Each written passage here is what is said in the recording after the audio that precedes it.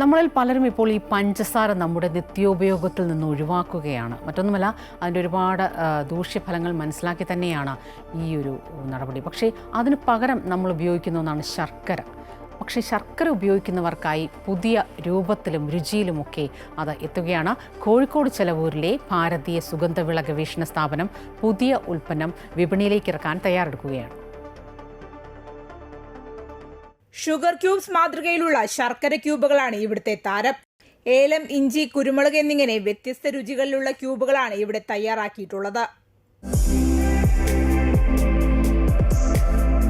ഭാരതീയ സുഗന്ധവിള ഗവേഷണ സ്ഥാപനത്തിലെ post harvest technology വിഭാഗമാണ് മറയൂർ ശർക്കരയിൽ സുഗന്ധവ്യഞ്ജനങ്ങളുടെ സത്തുകൾ ചേർത്ത് 4 ഗ്രാം വരുന്ന ക്യൂബുകൾ തയ്യാറാക്കിയത്. വ്യത്യസ്ത രുചികളിൽ കാപ്പി കുടിക്കാൻ ഇഷ്ടപ്പെടുന്നവർക്ക് ഒരു ഗ്ലാസ്സിൽ 3 ക്യൂബുകൾ വരെ ഉപയോഗിക്കാം.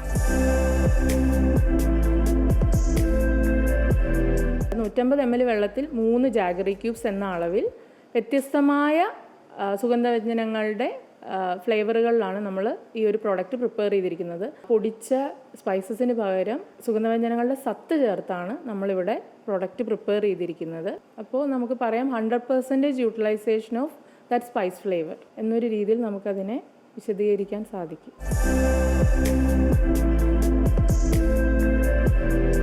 മറ്റ് ശർക്കരകളെ അപേക്ഷിച്ച് 1.5 വർഷത്തോളം കേടുവരാതെ സൂക്ഷിക്കാൻ കഴിയുമെന്നതാണ് ശർക്കര ക്യൂബുകളുടെ പ്രത്യേകത.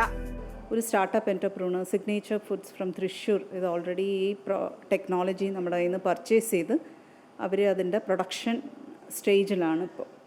അപ്പോൾ ഈ ടെക്നോളജി നമുക്ക് അന്വേഷിച്ച് ഒരുപാട് പേര് നമ്മുടെ അടുത്തേക്ക് വരുന്നുണ്ട് ഇത് ഡെവലപ്പ് ചെയ്യാനും ആൻഡ് ചിലത് സെക്കൻഡ് സെയിൽ റീസെയിൽ ചെയ്യാനുമായിട്ടാണ് വരുന്നത്.